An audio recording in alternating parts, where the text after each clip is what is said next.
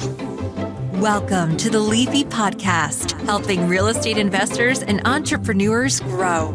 Say hello to your hosts, Jennifer Gligoric and Brian Price, founders of Leafy Legal Services, teaching you how to protect your assets, grow your business, and manage your wealth. Let's start the show.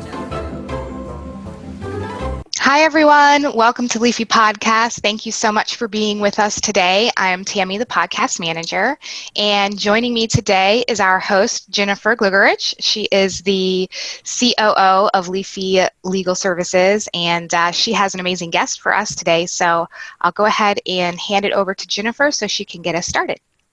So our next guest has a really fascinating story. They completed dental school and they had their residency at LSU. And of course, like most people in the medical profession, they had huge crushing debt, like $300,000 worth of student loans and other consumer debt, which, you know, we see in the news is quite, that's just where we're at right now. It shouldn't be like that, but it is. Then 2 weeks before graduation, his job offer fell through.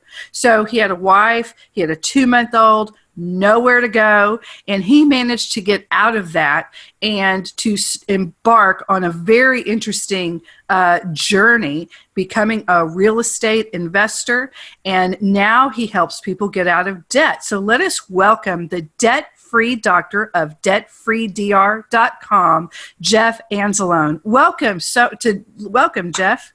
Hey, thank y'all very much for having me. Super excited about being here. Thank you. Yeah, we're excited to have you. So a lot of people, if they would, you know, like you have this plan, you've been working and working and working, studying like you can't even believe, and then you have a job, like everything's going, you've got this baby, you've got a wife, you know, you're just going full steam ahead, and then the whole bottom drops out. Tell us a little bit about that and how you were able to get out of all of that, because for some people, they would like never get out of all that. Yeah, it was definitely a pretty depressing time in our life, and I'm sure probably people that are listening to this have had issues that they've had in the past, and more than likely it's made them better, and it certainly has myself. So roughly about 2 weeks before I finished my training, I was supposed to join a group back here in Louisiana, and for whatever reason, they were having some personal issues. So whenever I called them to let them know that, you know, hey, here's my graduation date, that's when they broke the news to me to tell me that, you know, they were having some issues amongst themselves, and it just wasn't a good time to bring a partner in, even though we had been talking, periodically along the 3 years that I was in my residency. So it was a really big blow, mainly a couple of reasons. You know, one, just, you know, probably they weren't even going to call me unless I'd have called them about it. But, you know, number two, I had no, business inkling. I didn't know how to run a practice, start a practice, hire somebody, train somebody. I mean, you know, we don't get any of that at dental school or medical school. It's, strictly treating patients. And so I was relying on joining a group that could teach me. So now here I am with all this going on. Plus, we had bought a house, and at the time, I knew the banker, and he's like, hey, I know that you're going to be going in with this group. I know the group. We'll just do interest only on a loan until you can start paying on it. Oh, my Lord. Yeah, so it wasn't a very good time in our life at that time. For sure. No, not at all. And I was telling Jeff before the show, back in the day, I helped physicians doing physician turnaround. And, he's not unique in that. They teach people how to fix people's health, not how to run a business. That's something completely separate in a different specialty. So I can just imagine. And it's just terrible, too, that you probably would have showed up for work or been like, so when do I start? And have no idea if you wouldn't have called. Like, that's just no way to do things. But, it's those things happen.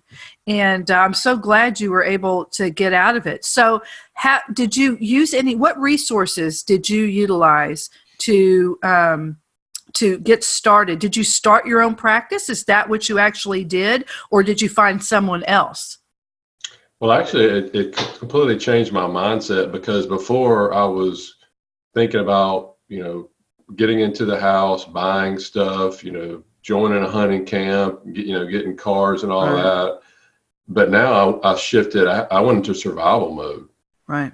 And I actually had to resort to go back to what I used to do in high school and college, and that was mow yards.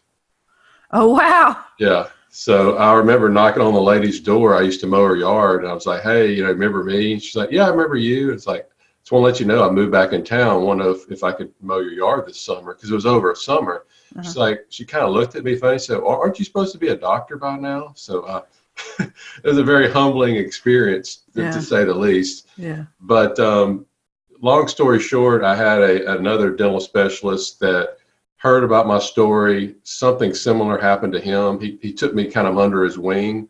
So he allowed me to rent space. So I didn't have to take out any more loans. So I rented from him. And during the 2.5 years I rented from him, he taught me along the way how to run a business. I got to share his employees, share his equipment. And then when I had the opportunity to purchase a building, which is the one that I'm in now, I was ready. But along that way, I was writing everything down, and I was actually able to write my first book. That it's actually called "What They Don't Teach You in Dental School." It's very basic, but it's basically all the non-clinical business things that they don't teach you in dental school. It's actually have been on Amazon for over 10 years now. Oh, wow. Yeah. And so what they don't teach you in dental school, and do you feel like it's still up to date? Or I guess some of the social media and things like that wouldn't be in there that there is now, as far as like attracting people, Yeah, I updated. I did a second edition because people wanted a little bit more about marketing and that sort of thing. But it's basically for the person that's getting out of dental school, medical school.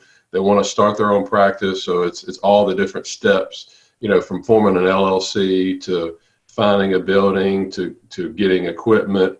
I'll lay out, my personal experience, and then, people can use it or take it as they want. Okay. And then they can also go to your website, which is debtfreedoctor.com, which is debtfreedr.com, right? Correct.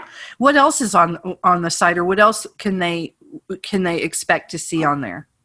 Well, I started the site about 2 years ago, and I found myself always talking to people about money, about finances, investing. So I started it as a hobby, but being the competitive person that I am, I was just wasting my time because I'm writing these articles and nobody's reading it. And I wanted to share my experience, like I'm sharing with you about all the different mistakes that I made about getting in debt and how I overcame a lot of that. Plus, I wanted to give some basic investing advice. So that's how it started. And I actually took a blogging course, learned how to do a lot better, rank higher on Google. And once I became debt-free, I became complacent. Because I've always had goals, I want to get into college, I want to get in dental school, residency, I want to get out of debt. And then it was like, okay, now what? And that's when I got to the point, and I noticed that Dave Ramsey is getting a lot of callers now. They're out of debt and they're calling him saying, okay, all right, Dave, now what? So if you ever listen to him, you notice that he's shifting, teaching people how to become a millionaire. Right. Now he's got something to continue his teaching, Right. So after getting out of debt, becoming a millionaire, it was great for a couple of weeks, but it's like, okay, now what? I got to have a goal. So I started looking and noticing that all the income coming in was just me, one income. And I didn't like that, so I started looking for different ways to create multiple streams of income, preferably passive. Got into real estate investing. I did some crowdfunding online. And unfortunately, one of the deals that I did with Realty Shares that is no longer, a website anymore, they were taken over. I lost quite a bit of money. I lost $50,000 in a deal. Ooh, goodness gracious. Yeah. Yeah. So how does that even happen? Well, I guess you just invest and you never get a penny back out of it, right? You just Yeah, and I So just what finished happened with writing. that? Yeah, I just finished writing an article about it Oh, because okay. it's it's a pretty lengthy conversation, but it was basically my fault not doing my due diligence, not looking at the person or the sponsor that was putting the deal together. So that actually kind of sparked me to really start learning this stuff myself. And then now that I have, I'm helping other, doctors and high income earners shift through all the different, aspects of passive real estate investing and helping them make the best decisions. So Yeah, that's because what I'm mainly focused on now on the site. well, that is good because when you're talking about that journey, it's very true. Like we all have that in life. Like I'm just going to graduate from college, right? And it's your every single-minded focus. Let me just get through this, and then you're going to graduate. You're going to graduate. Well, where's my job, right? What am I going to do? You set up these goals, but and it depends. Some people this happens earlier rather than later, and they get to a point where I've done what I wanted to do, or I've made it through this trial. Maybe it's a legal battle that you've had. And sometimes those drag on for years. And then I always tell people, well, now you're ready for bigger problems. You've made it through that. You've made it through bigger problems. What's your next big adventure going to be? And I think it's very important to push people towards that and to let you know your journey is only when you stop pushing forward. And it's always good to have a next big goal. There's a great book. Oh God, I can't remember it right now. I'm sorry, guys. I've got a cold. I had a cold. I'm not used to being sick. I'm never sick. So when I am, it's like 3 years ago I was sick. And I still remember how angry I was. I'm all annoyed right now. I'm going to find this book. I will find this book. But it talks about the journey of a person named Ordinary. An ordinary person. He goes through this journey and he finally gets it. And then he has to, you've suffered with this character through all of these trials and tribulations to get what he wanted. And when he finally gets what he wanted, well, there's something else. And so then it just, alludes to moving forward. So I think that's really important. What do you think is the biggest challenge that people write to you? If they do, what is a singular theme of what they write when they're talking about wanting to get out of debt and move forward? What do you think the biggest challenge that most people face is? Where to start, I think, because, when you get out, you have all these multiple different types of loans, whether it be student loans, car loans, credit card debt, but they don't really know where to start. And one of the things that I really harp on, because, if you listen to people like Dave Ramsey, et cetera, he says, don't do any type of investing until you pay off all your debt. But as a doctor, not only are we starting out in a lot of debt, but we're starting out later in life. So you may be 30, 35 years old. Well, if you put off another 8 or 10 years, that's huge in what you're going to miss with investing.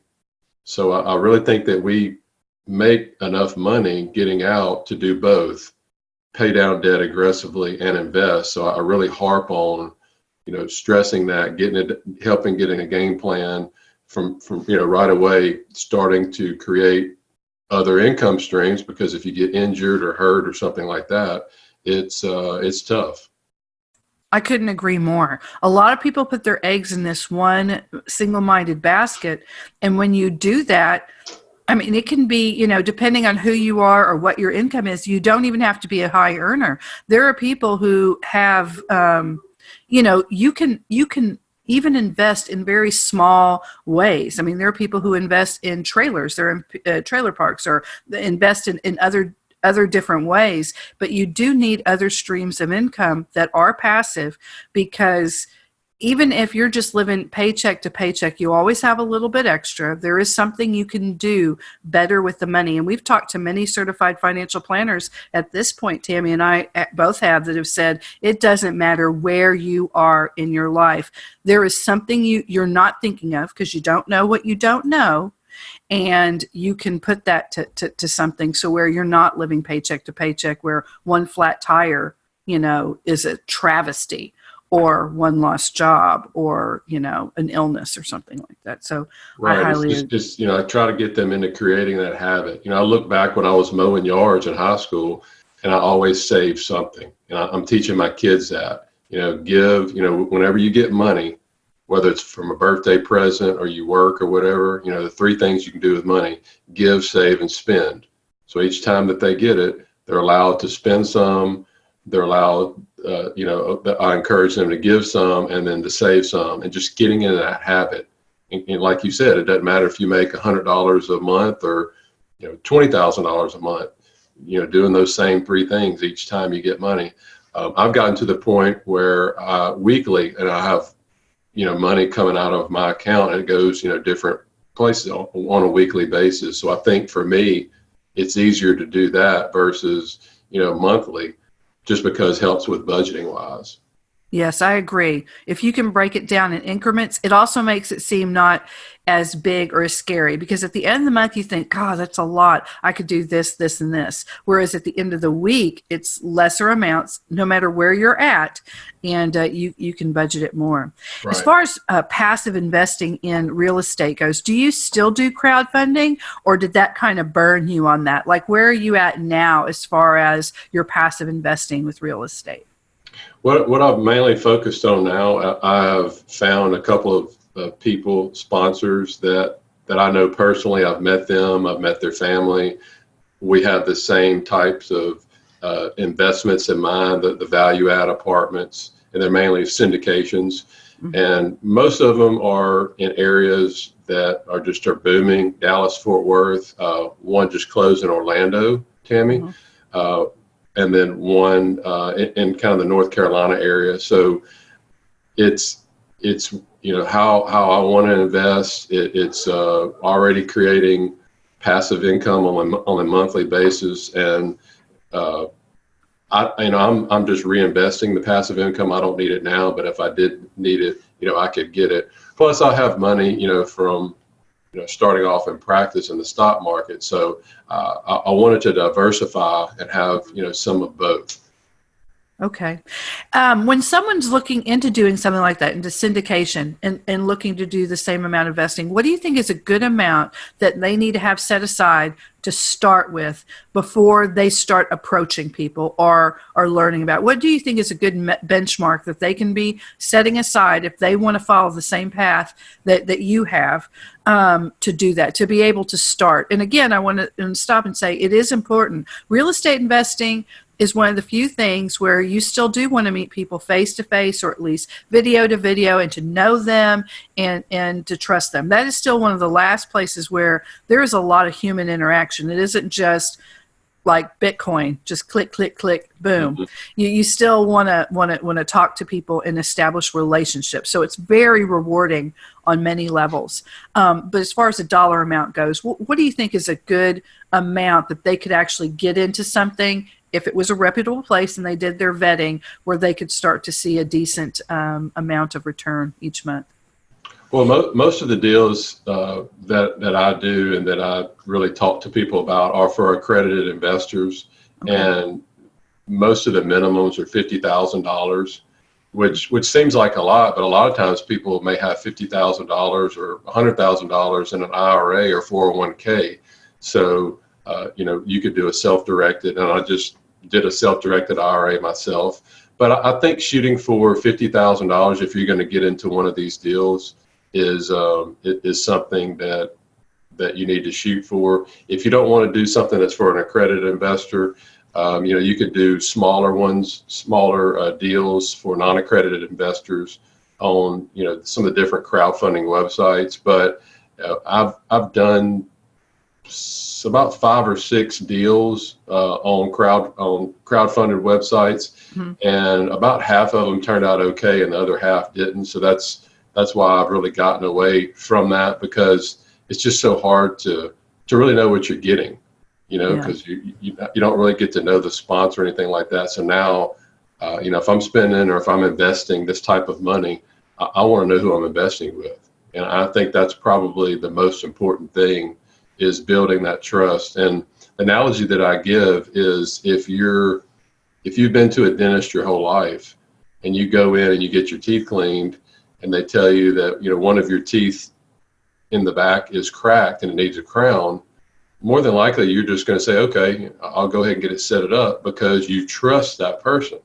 Right. You don't have to go and look online for reviews or talk to people, whatever. So you form that relationship. Same thing with this. Once you trust them, they're looking at an apartment complex. Why they're looking there. Their criteria. Yeah, you still need to do your due diligence, but I'm much more likely to invest without having to do as much due diligence with somebody that I trust. And I think that's the most important once you get to this level of investing. Yeah. I can't recommend a self-directed IRA or a solo 401k more to any investor. We do that here at Leafy Legal, and it really can make the difference when you start becoming your own bank and getting interest-free loans to yourself, and you set up the terms. It's surely a lot better than you can with other things. We also have a certified financial planner we've worked with that has an insurance plan that you can get, and it's a full it's a full service insurance plan. You can borrow the money from yourself, and even at the end of the year when it does the payout, even if you've borrowed money and you set whatever terms that you set for yourself, it'll still calculate your rates as if all the money is still in that account. So there are some very creative ways for real estate investors to be able to help themselves, springboard forward. So I do highly recommend that for them. Mm-hmm. So where are you? So what are your plans now? Where are you looking towards the future? And by the way, we are talking to Jeff Anzalone. He is at debtfreedoctor.com. That's debtfreedr.com. We're going to be wrapping up here, but I'm going to have a couple more questions for him. So for now, what is your goals and your plans for now, Jeff?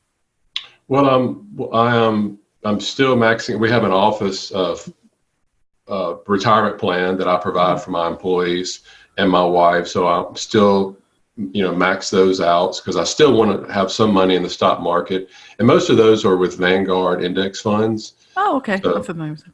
Still doing that. Still have 529 plans for my kids, which are Vanguard index funds through our state education website. But and then any extra money that's left over, I have money that I save for different things with travel and vehicles and that sort of stuff. But any money that's left over, I put it into a Vanguard money market account and just let it grow. And then every time it gets to the point where I have enough to get into these deals, these syndication deals, I'll go ahead and invest. So any extra money that I have, so I have a plan. I think people need to have a game plan. And so my goal is to, most of these deals that I'm in, they exit about every 5 years. So, in the next few years, I'll get to the point where I'll have, a couple exiting, every single year. And, once I get to that point, I can just, if I want to walk away from practice, I'll be able to because of, how everything is sort of snowballing at that point. Okay. So you're still doing all the dental work and stuff like that, right? Are you still? Yeah, absolutely. Full time. Okay. So is it crazy? Do you get patients that are like, hey doc, what do you think about this and this and this? And they ask you about dent stuff as you're doing their dental work too. Do you have that as well? Well, not so much because most of my patients are sedated. Oh, okay. They don't talk a whole lot. So. Well, yeah, I guess so. That was a dumb question, but oh well, that's funny. But it must be cool though if they come to you because you're not just the doctor, you're the debt-free doctor. So they get, so it'd be kind of cool. And where's your practice located at? It's in Monroe, Louisiana, which is on I-20, which is in between Shreveport and Jackson, Mississippi. Okay, I know exactly where that's at. I used to live in New Orleans, and so I'm very familiar with the whole area, and of course Lake Charles. Really all of Louisiana. Is there anything that you would like to give our audience listeners now? Any tiny bit of advice other than to visit you at Debt Free Doctor? That's debtfreedr.com. Probably my best advice I can give, and I'm sure most of your listeners have heard this before, but it really involves any type of investment that you do. I always recommend you never invest in anything you don't understand. I don't care how much you like the person that you're going to deal with or whatever. If you don't understand it, and if you can't go and tell somebody exactly what you're investing in, then I don't recommend that you do it until you get to the point where you have enough knowledge that you can do so. I think that is very smart advice, very much so.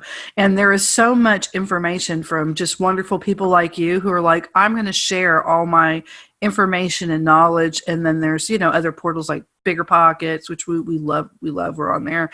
Connected Investor is another one. There's a lot of places to go.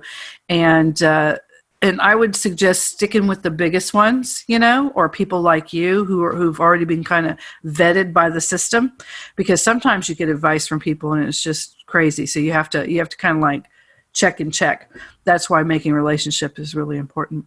Anything else you want to leave us with before we go? But besides not investing in anything that you don't understand, like I mentioned a little bit earlier, sit down, if you're married, sit down with your spouse. If not, do it yourself, but come up with a game plan. What are you, where are you trying to get?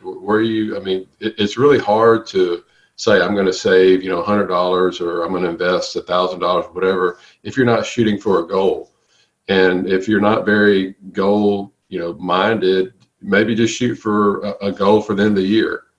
If you can't go out 5 or 10 years, hey, let's just do a 1-year goal. What am I going to do? It could be as basic as, hey, I don't have any emergency savings saved up. So I'm going to make it a point and I'm going to save up, 2 months or 3 months of living expenses or whatever it is. Just start with something and then work from there.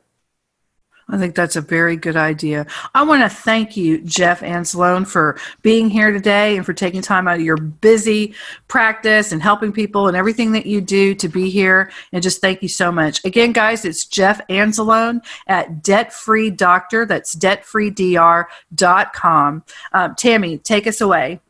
All right. Yes, thank you so much, Jeff, for all of the sound advice. And we will have all of the links to contact Jeff in our show notes. And if you do have a question for Jeff that you would like me to pass on, or if you have any comments that you would like to make about the show, please email me at Tammy, Tammy, at leafylegalservices.com, and I will get to your message right away, right back to you. So thank you, everyone, again, for listening today. If you would like to find us on social media, look us up at Leafy Legal, and we are there. And we hope to see you next time, and have a wonderful weekend. Have a wonderful day. Bye-bye. Attention real estate investors and entrepreneurs. Did you know that real estate investors are a primary target for lawsuits? According to the National Survey of the Court data, 25% of Americans risk being sued in their lifetime. However, if you are a real estate investor, you have a 95% chance of being sued in the next 20 years. Leafy Legal Services helps you protect your assets and strategically grow your business and wealth. Leafy Legal Services are experts at the Series LLC and Delaware Statutory Trust, two of the newest and most ideal legal structures for real estate investors. Leafy Legal Services have the most personalized and affordable solutions for setting up LLCs. Property owners are always at risk when it comes to their assets. Anonymity is so important. If you own just a rental house and you own your home, you have to protect yourself and your properties from any potential legal issues. Leafy Legal Services have the right solutions to make sure you are happy and feel secure. They offer cost-effective documentation that suits their clients' needs. For a free consultation and ebook, visit leafylegalservices.com. They are waiting to hear from you. leafylegalservices.com. Follow us on Facebook, Twitter, and Instagram. Don't wait. Take action now. LeafyLegalServices.com. Protect your assets, grow your business, and manage your wealth.